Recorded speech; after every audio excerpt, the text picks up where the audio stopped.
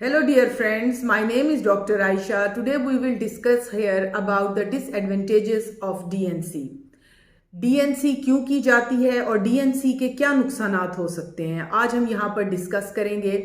DNC immediate तौर पर जो है की जाती है उन पेशेंट्स में जिनका इनकम्प्लीट एबॉर्शन हो, जिनका मिस्ड एबॉर्शन हो या जिनका बिलाइटेड ओवम हो, और बड़ी उम्र की औरतों में ये डायग्नोस्टिक रीज़न की वजह से भी की जा सकती है कि उनकी अगर इरेगुलर पीवी ब्लीडिंग है तो उसमें मवाद जो है सैंपल को ड्रॉ करके फिर लैब टेस्ट किया जाता है फॉर हिस्टोपैथोलॉजी कि पेशेंट को इरेगुलर पीवी ब्लीडिंग क्यों है।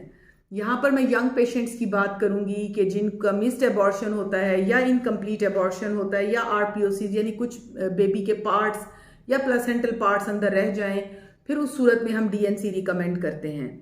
फर्स्ट ऑफ ऑल मैं यहाँ पे तमाम ख़वातीन जो मुझे सुन रही हैं, मैं उनको कहना चाहती हूँ कि जिनका फर्स्ट बेबीज़ हों और वो मिस्ड एबॉर्शन हो यानी कि वो बच्चे ना चलें, उनमें कोई डिफेक्ट हो, तो उस सूरत में ट्राई यही करनी चाहिए कि ये जो फीटस है ये with the help of medicines ये अबॉर्ट हो, और इसमें जो है हम डीएनसी ना करें। डीएनसी एक डिस्ट्रक्टिव प्रोसीजर है। इसमें जो बच्चेदानी का मुंह होता है उसको औजारों के ज़रिए खोला जाता है। वो आयरन के जो हैं एक डायलेटर्स होते हैं जिनकी वजह से जो है बाज़ औक़ात सर्विक्स को डैमेज होने का ख़तरा होता है, यूट्रस रैप्चर होने का ख़तरा होता है। सर्विक्स बच्चेदानी के मुंह को कहते हैं। नेचुरली जब आप उसको फोर्सफुली आयरन के किसी या मेटल से उसको हम खोलने की कोशिश करते हैं तो उसमें जो है रैप्चर हो सकता है। आने वाले वक्त में ऐसे पेशेंट्स की जो बच्चेदानी का मुंह है वो फिर टाइमली बंद नहीं होता और वो इनकम्पिटेंसी रह जाती है, और फिर ऐसे पेशेंट जो है आमतौर पे नेक्स्ट प्रेगनेंसी में 5वें या 6ठे महीने में जाके एबॉर्शन स्टार्ट कर देते हैं।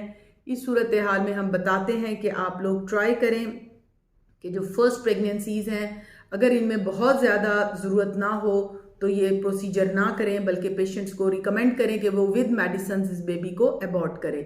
इसके अलावा ये भी देखा गया है कि इससे हैवी पीवी ब्लीडिंग हो सकती है, यूट्राइन रैप्चर हो सकते हैं, और बाज़ औक़ात क्योंकि ये एक ब्लाइंड प्रोसीजर है, इसमें जब आप उसको खुरचते हैं विद क्यूरेट तो उससे बाज़ औक़ात एंडोमेट्रियम की जो लेयर है वो भी शेड आउट हो जाती है। उसके निकलने की वजह से बाद में मेंसेस जो हैं वो कम या ज़्यादा हो सकते हैं, पेशेंट इनफर्टाइल हो सकती है, बांझ हो सकती है।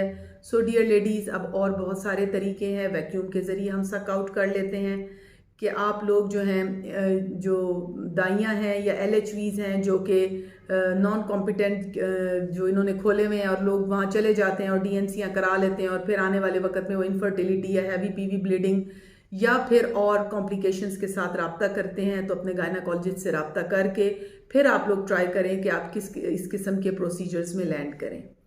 Thank you very much. Stay blessed, stay safe. जज़ाकल्लाह।